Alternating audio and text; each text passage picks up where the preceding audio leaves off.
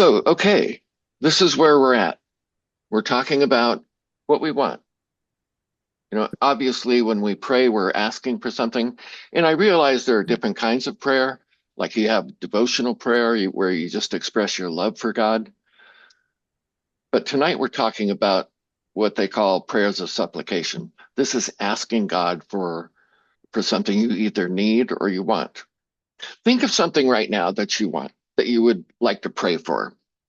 It'd be something big, be something small, be something as big as like a change in your life's direction, or it can be something you've been shopping for but unable to find.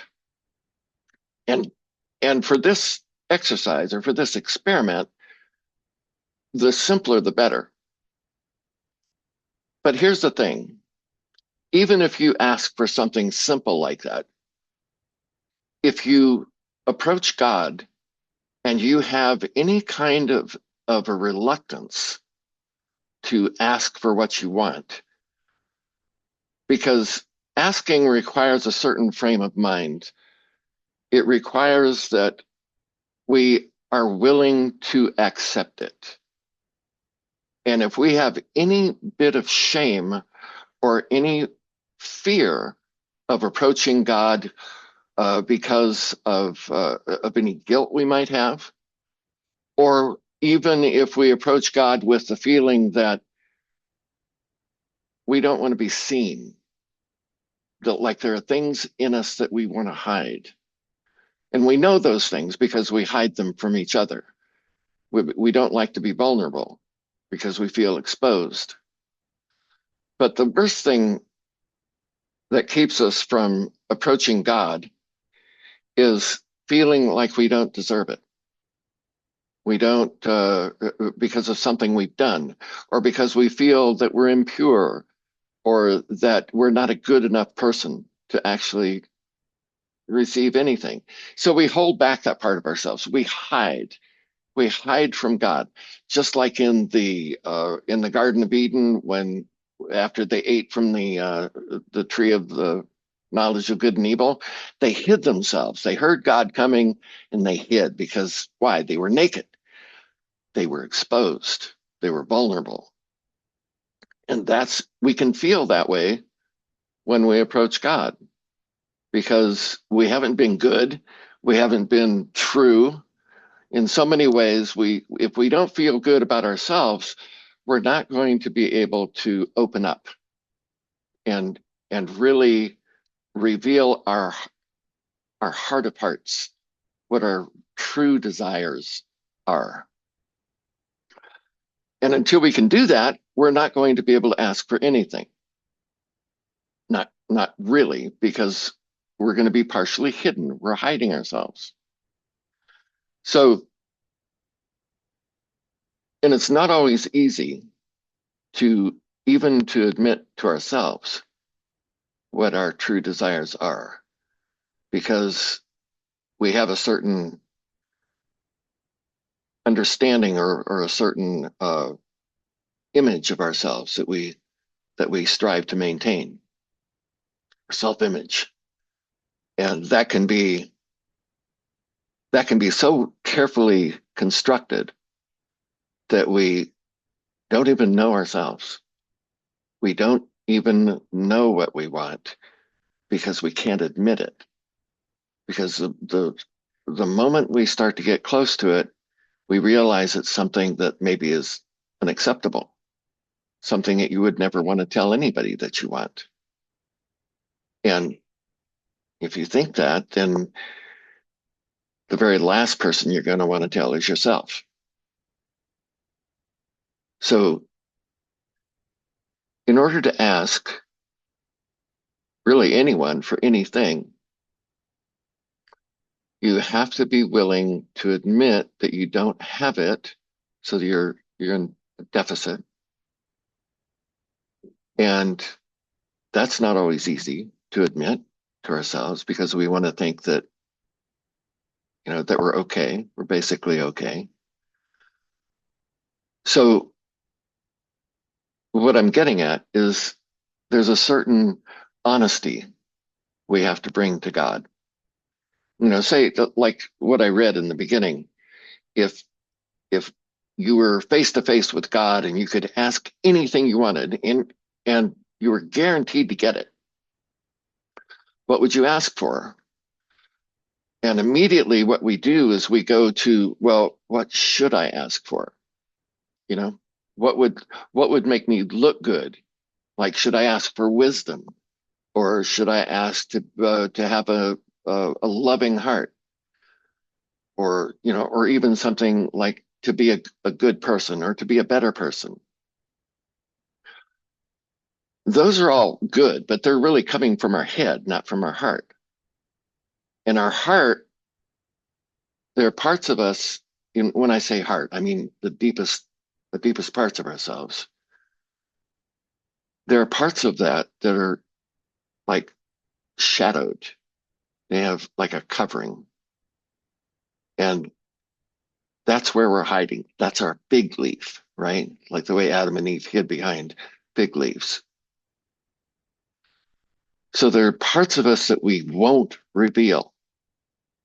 And we certainly don't want to reveal them to God. And if we're really good at it, when most of us are, we're not even going to reveal it to ourselves. We're not going to let ourselves know that we've got some kind of dark longing or just some urge or even an obsession or an addiction. Something, and I don't even mean like substance addiction. I mean addiction to dopamine, addiction to anger, all kinds of things we can be addicted to. And we don't want to show that. We don't want to admit that. And if you've ever been addicted to anything, you know that the last person who admits that they're addicted, you don't admit it. We don't admit it to ourselves. So one of the reasons why we don't get our prayers answered is because of this hidden part of ourselves. So we're not firing on all cylinders. We're not really even bringing our prayer to God. We're bringing just what we think we should ask or what we think would be acceptable to even want, right? So until we get clear about that within ourselves, then we haven't even made it to the first step in scientific prayer, which is simply to know what you want. So you're not getting your prayers answered. This is most likely what's going on. You don't know what you want and you're hiding it. So you've heard me talk about shadow work before. Part of shadow work is getting to know what those parts of us that we don't want to admit, to get to know what those things are. And it's not easy. It's not easy to do because, we keep them hidden for a reason. We don't want to look at them. We don't want to admit them, especially to ourselves. So the way we approach shadow work primarily is by amping up the light within ourselves, within our bodies. So like the meditation we started off with, bathe ourselves in light. We offer ourselves up and say, God, let the light of Christ shine down upon me and fill me completely so that I can only think of you. And as we marinate in the light, and what is light? Light is energy. In the case of the light of Christ, it is energy that is shining out from a being, a great being, the Christ being. And as that light enters us, it shakes us. It's like that song in Messiah, and he shall shake. How does it go? It's like break us in pieces like a potter's vessel. This is the vibration of the energy of God. As we allow it to come into ourselves, it shakes the matrix of where our thoughts and our feelings get lodged into our very flesh. The light loosens all of that up by shaking it at a very high rate of vibration. And as those things start to surface, they come from way deep in our subconscious. They start to emerge into our consciousness, and we start to become aware of the things that we didn't even know we were hiding from ourselves. And all of a sudden we go out into the world and we start to encounter the very thing that we've been hiding. And we see it in other people and we tend to think, well, it's them. But what we're doing is we're projecting out onto them in basic psychology, right? Projection. That's what the light does. The light gets inside of us and it loosens all of that up. It makes us transparent to ourselves. And so if we know that, then when things come up, it's much easier to deal with them because we know that it's all for the good. Because as these things break up and start to come out of us, then we can let them go. We can just release them, let them go. And we find ourselves then, the first thing it does is it enables us to see other people with more compassion, because we realize what we're seeing in them is really things in ourselves. So it makes us a better person. We're not so judgmental or condemning of other people. But the main thing it does is then it starts to get us in touch with the very thing that's driving us. What do we want at the soul level? Not from the idea level, not even from a feeling level, but what does our soul really want? And if we could get in touch with that part of ourselves, what would it say? What is our soul's longing? That's what we need to get in touch with before we can even begin to, we can pray, especially in groups, we can pray. And like on Tuesday nights, we pray together the Rosary, which Teresa leads. And we pray for people we know who are in need of prayer. And it's astounding the results we get. So I'm not saying in any way that prayer doesn't work unless we, do this deep dive and really uncover the things that are getting in our way. But just know that within you, there is a longing, a deep, deep longing, and that comes from your soul from many lifetimes. You've been trying to get at and realize this thing that you want at that deepest level. So that's a good thing to find out. I mean, of all the things you want to learn that. Because as you find that, as you get in touch with that, that's your storehouse of energy. That's the cave of your vitality. This is the dragon that's hoarding all the gold. The dragon is a fearsome creature. And those things that are getting in our way, those shadow elements within ourselves, are scary. We don't want to look at them. They're anger, lust, fear, shame, all of these things that make us want to hide. And that's the dragon. That's the fire-breathing thing that feels like it will kill you, because it will. But what it will kill is your idealized self-image, your ego. That's what's threatened. So we avoid it. We don't want to admit those things because it just doesn't fit with our presentation, who we like to be known as. So that longing, our soul's longing, is, and this is actually what the virgin, dragons hoard gold and a virgin, a maiden. That maiden is our soul's longing.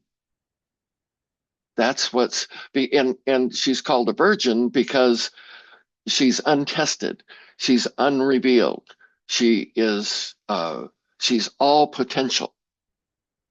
You see, and that's our soul. Our soul has this locked up potential, and it's within us, and it wants to come out. It wants to be freed from the shadows of the dragon. And so as we call upon the light of Christ, it's like, here comes our knight in shining armor, right? St. George, he comes, he kills the dragon, frees the maiden, frees his own soul potential, and frees up all of that vitality that's been locked up because it's hidden and fiercely protected. And so just imagine what it would feel like to have all of that vitality at the ready, have it where you can use it, and to have to enter into the sacred marriage with your own soul's potential. You come into union with your soul, your own soul, and then out of that union is born the offspring of that union, which are your unrealized potential, your potential, your gifts, your gifts of the Spirit. All of that is being locked up because we've got these hidden things within us. But when we free them up, then we can come to God open, not ashamed, not hiding ourselves, but really then enter into a communion with God, a real conversation that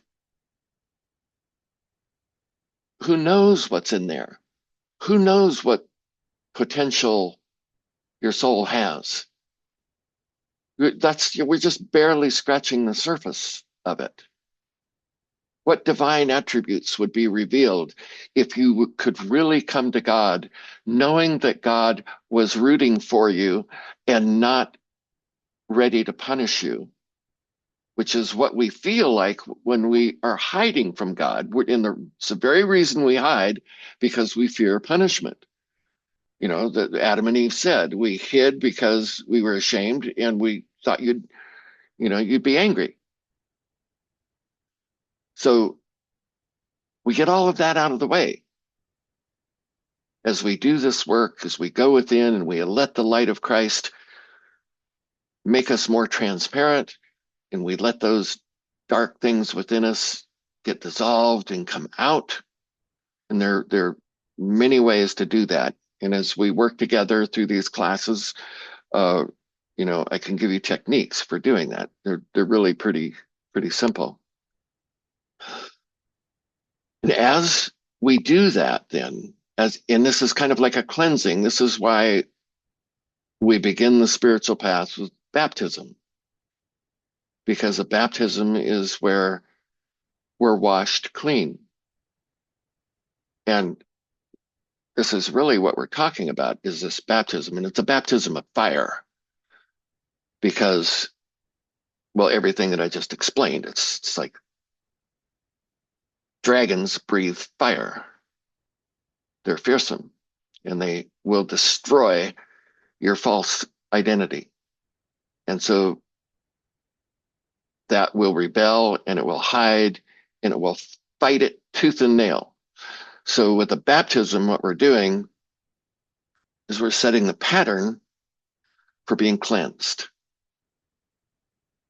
And once that pattern is installed on a person's soul, it's like a programming. It's like an algorithm set into motion. And then it starts that process of the inner search. It builds like a potential, like an electrical potential within us that will not let us alone until we answer it. It's like it's calling from within us. Our soul is in there saying, hey, remember me? I'm in here. I'm what you're really all about. Will you please come rescue me? And it will haunt us until we actually set our foot on the path and start to the process of self-revealing. The spiritual path is an inward path, not out in the world. It's a path into the deepest parts of ourselves. And it's humbling.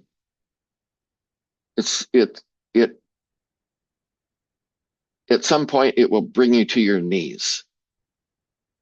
And most people who get on the spiritual path will say that took my life apart, destroyed my life, took me down to the studs. Because the more hidden you are, the more of a false self that we're living through, pretending to be, that gets destroyed. And everything that depends on that image, that false image of ourselves that we carry, starts to fall away. You lose relationships, you lose your job, you lose your self-respect, your friends, basically everything that Jesus lost when he was crucified. That's why that story is constructed in that way. He suffered the worst possible fate. His friends betrayed him. He was named a criminal. His body was tortured, ultimate pain, utterly rejected by society and his closest friends. It's not like everybody goes through this experience to that degree, but we all go through some form of it when we really put ourselves on the spiritual path. So, biggest part of the spiritual path, of course, is union with God. And we can't become one with God if we can't talk to God. So prayer is talking to God. And when we approach that kind of presence and we see what is within ourselves, because God is like a bright light and it makes everything show up. And then if we didn't come to God with a request, definitely going to have a request at that point, because the main thing is we're going to say, hey, God, get rid of this stuff. Help me let go of it. Help me free my own soul so that I can realize the potential that you created me with. I want to be the way you created me, not this thing that I've built around myself, not this persona, this mask that I wear to the world. I want to truly be myself. I want to be authentic, but not in a popular sense, but really authentic to myself, so that when I speak, when I move, whatever I'm doing, my life energy is not obstructed. I can fully express and let the life of God live through me. That's bliss. That is total ecstasy. Then anything and everything that you do is going to be a revelation of God. Your life will be a continual revelation.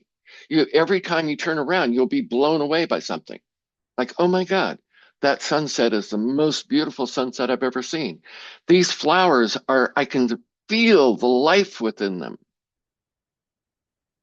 And when you're with your partner, your lover, your spouse, you feel like you see them for the first time. Because you're revealed, they are revealed. And everybody you see suddenly becomes a divine being. And all of this because you did the work of going within, getting at the real part of you. And in order to get to that real part of you, you've got to go through the false, which are those things that you're hiding from yourself.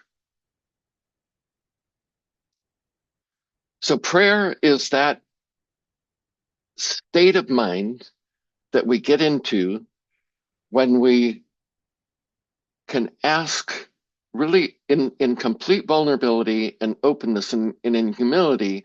We admit that we don't have something, that we're deficient, that we're not at the level where we could be. That's hard to admit. But once we admit that to ourselves, then we can approach God. Because as we reveal ourselves to ourselves, we're flooded with love. That we're flooded with that love energy that comes straight from the divine. And it comes from within us, and it glows and radiates out from within us. And so when we feel that, and then when we approach God, we know that God loves us. Because that's all there is love. There's no condemnation. There's no punishment. There's no shame. There's no guilt.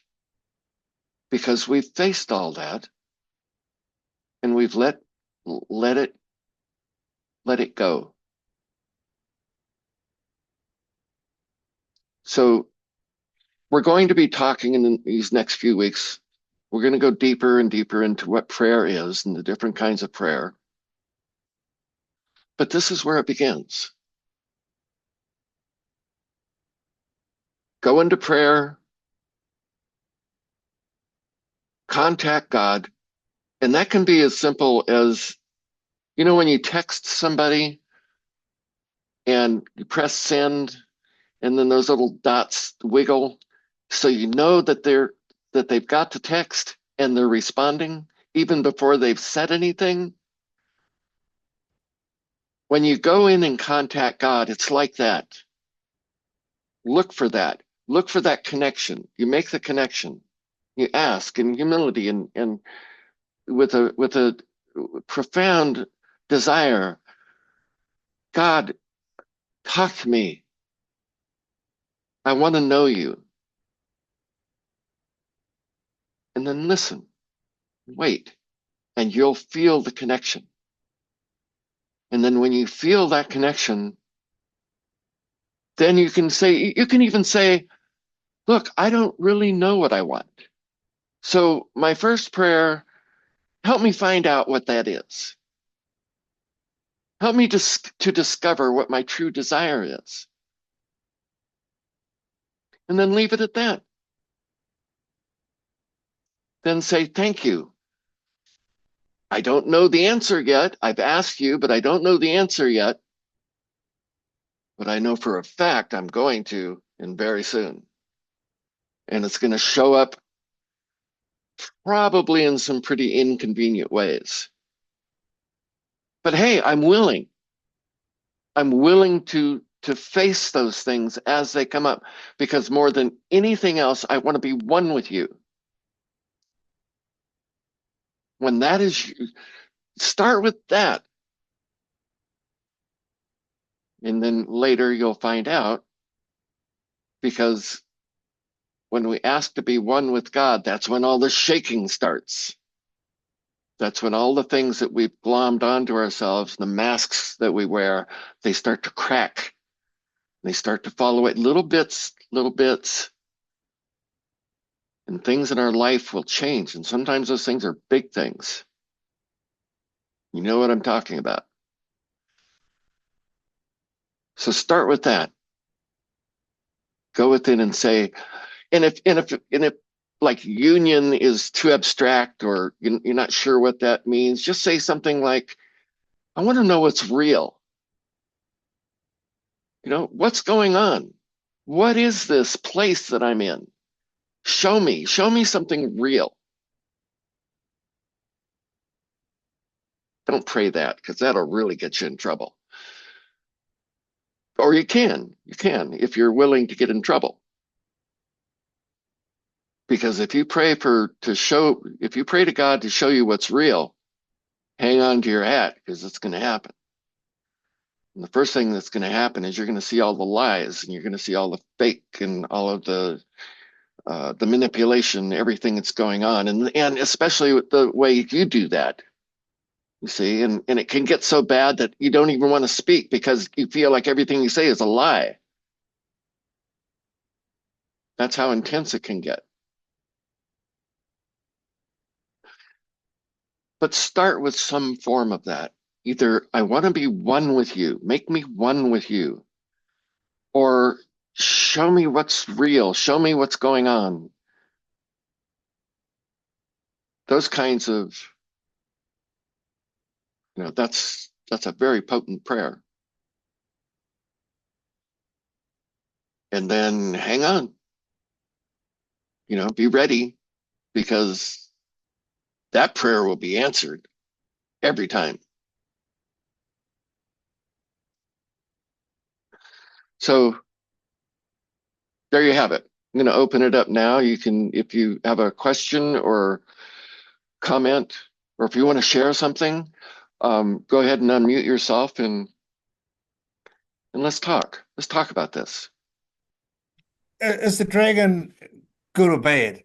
Like it sounds to me like it's a necessary part of what you've got to go through. Like it's bad in that it's keeping you from your true self, or it's keeping the shadow, if you like. Yeah. But then you've got to have it. It's got to be, it's something. It's like it's bad, but also it's necessary. Right. Right. And it's there really to test us. Like the dragon is saying, just how badly do you want this? You see, because if we were casual about it, it wouldn't really work. The dragon is like, it's almost the same as the gold, because the dragon hoards gold, sits on the gold, so it's kind of one and the same thing. And the gold is our vitality. Gold is a solar symbol of solar energy, the life force within us. So yeah, one of my favorite pictures of the dragon is the from the Norse myth of Siegfried. And Siegfried is like Saint George, who slays the dragon and rescues the maiden and retrieves all the lost vitality.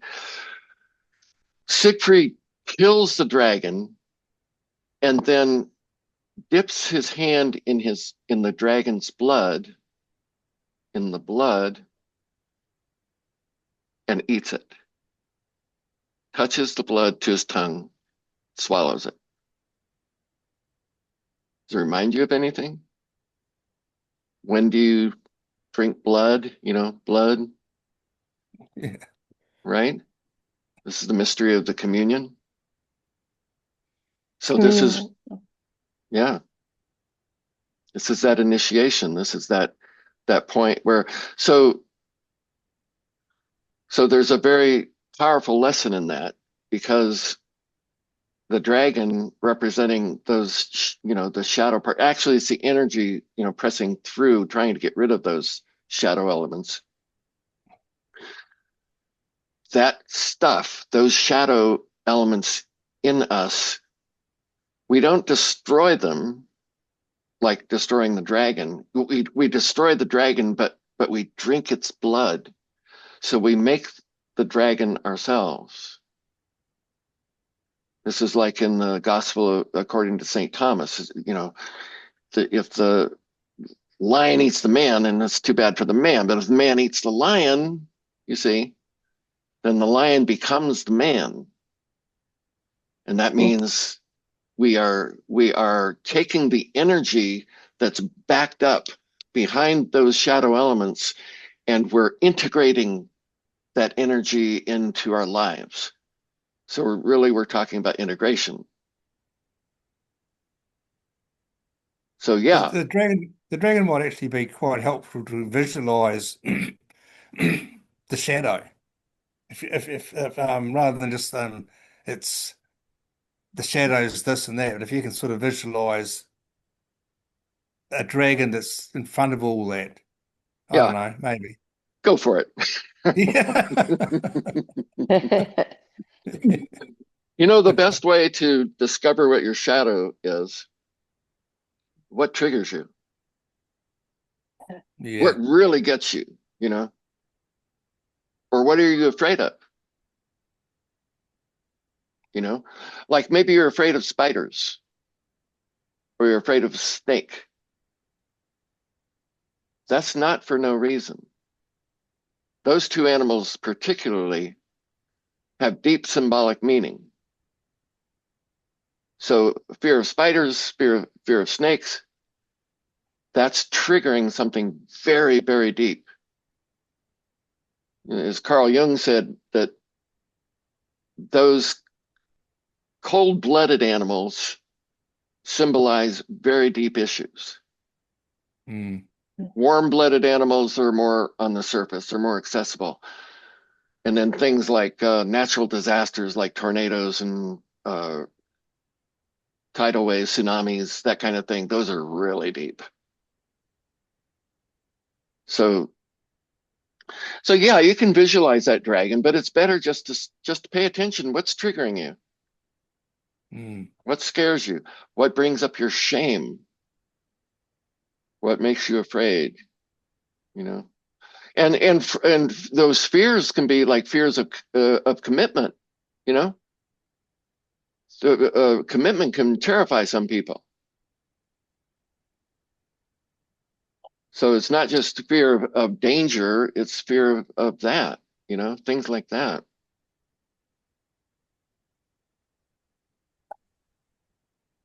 All of this is preliminary. I'm sorry, Kelly, go ahead. That's that you mentioned tsunami or tidal waves. Since I was a child, I have dreamt of being swallowed up by a tidal wave or a tsunami. And I've never figured out why. Oh, yeah. And so I haven't thought of it in quite some time until now. And I would love to figure out what all of that's about. It has always felt foreboding, like something was going to happen. I mean, obviously, I'm dreaming of these tidal waves and being swallowed up by them way before the movies came out with, Right. these big catastrophic end of world things. Exactly. So, yeah, interesting. I would recommend looking into the Old Testament story of the flood, because those stories are there not as historical accounts necessarily. We don't know. They are there to tell us about these deep archetypal psychic energies that are active within ourselves. Yeah. So what I would recommend is that you read that story in the Bible and then take it into prayer and face the fear, which means create the fear of being, swamped by that deep archetypal energy. And then ask God to reveal just what is going on. And lay yourself down. See, this is really what sacrifice on the altar is, because you're sacrificing yourself. You're offering yourself to God, saying, take me and show me, break me open. In the communion, we break the bread. Jesus's body was broken. The potter's vessels were shattered. There's this breaking open. This is what we're doing. We're offering ourselves up as a living sacrifice to God, saying, break me open. Show me what these energies are that are plaguing me, that I've been dreaming about for my whole life and afraid of. I'm ready to face them now. You see how the depth of this It's extraordinary. But you got to be willing, you got to be brave, and you got to be a little bit crazy to do that. The way the way people now, they criticize Jesus for being crazy, for just letting himself be crucified. But we go to our death, that death, willingly. And we offer ourselves as a living sacrifice. So for the greater glory of God. And what does that mean? The greater glory of God is our soul's potential being revealed and being born. You see, that's the rebirth. That's what it means to be born again. To rise from the tomb, because we got that sucker under a big, heavy stone.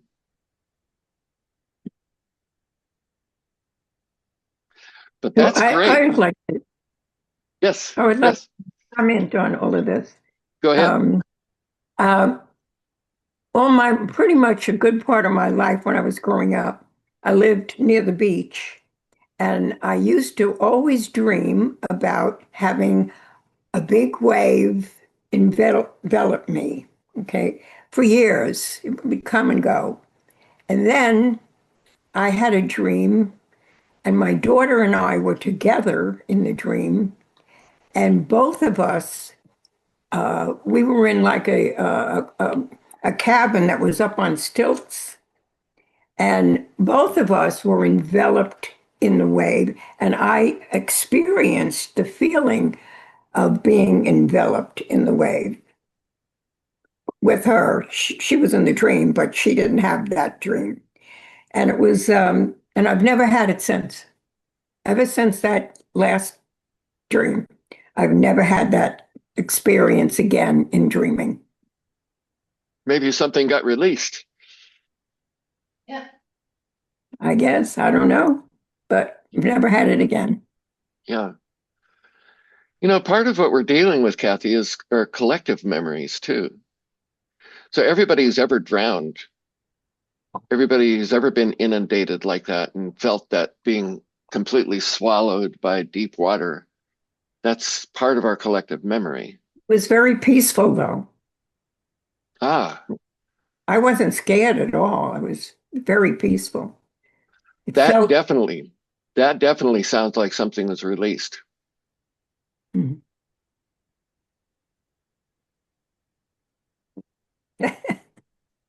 Yeah. So good. I guess. Kelly, are you taking notes? Yes. Right, great.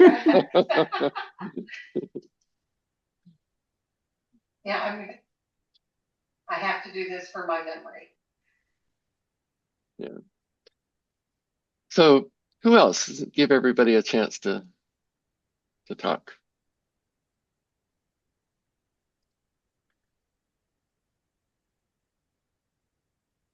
Well, I just want to say that I was terrified of water when I was a kid. I did not learn how to swim till I was 12.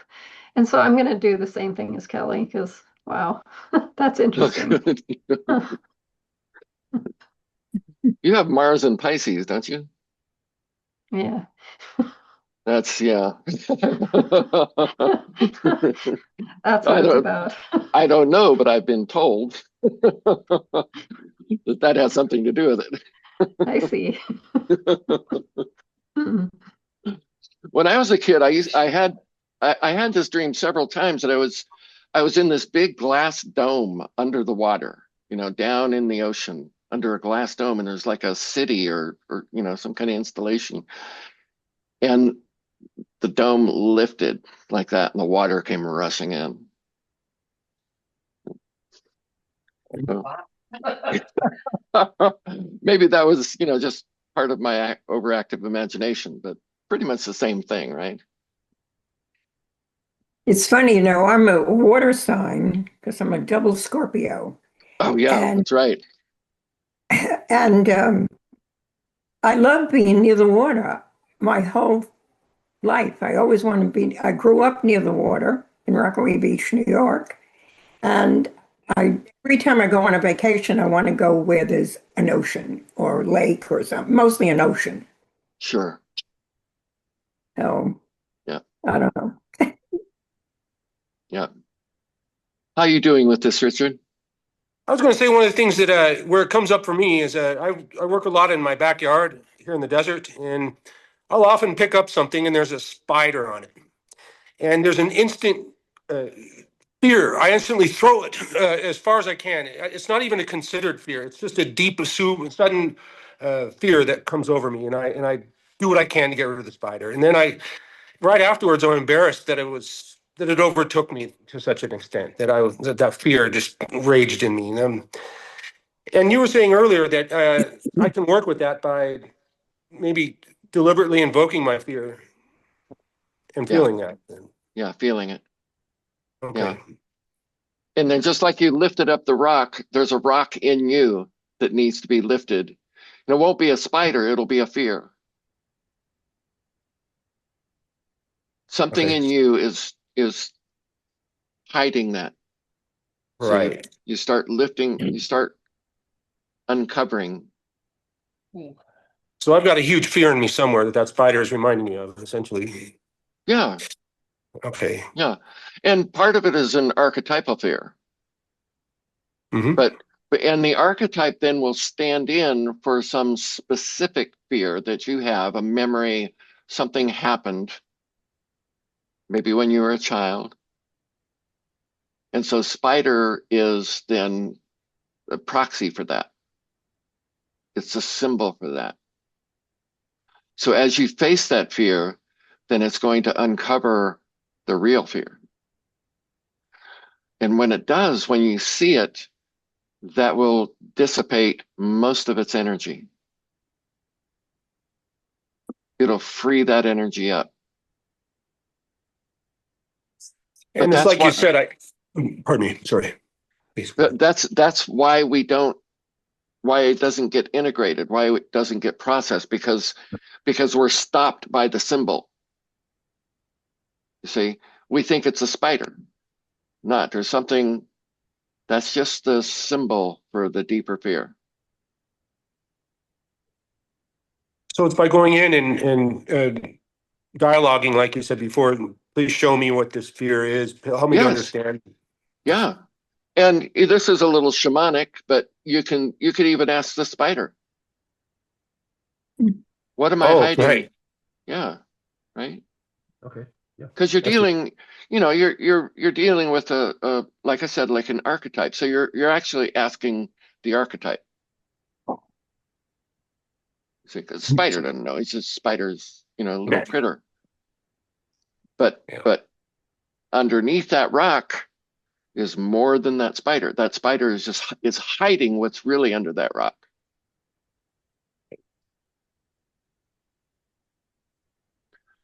And as with, all things about fear, I mean, it takes courage to do that. You have to be willing to be afraid. Yeah. You can't be afraid of being afraid.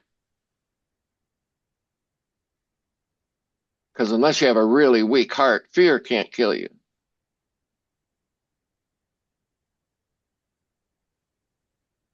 It's kind of like getting eating on a roller coaster. Yeah. Yeah, or eating too much horseradish. It's going to burn, but it's going to pass, right? It's not going to kill you. That's right. Thank you. Yeah. Hey, Michael, would you once again tell me which, was it the Old Testament that you were talking about? Yeah. And which part of it? The story of the flood, Noah. Okay. All right, thank you. Yeah. And because those stories are written from the archetype, Right.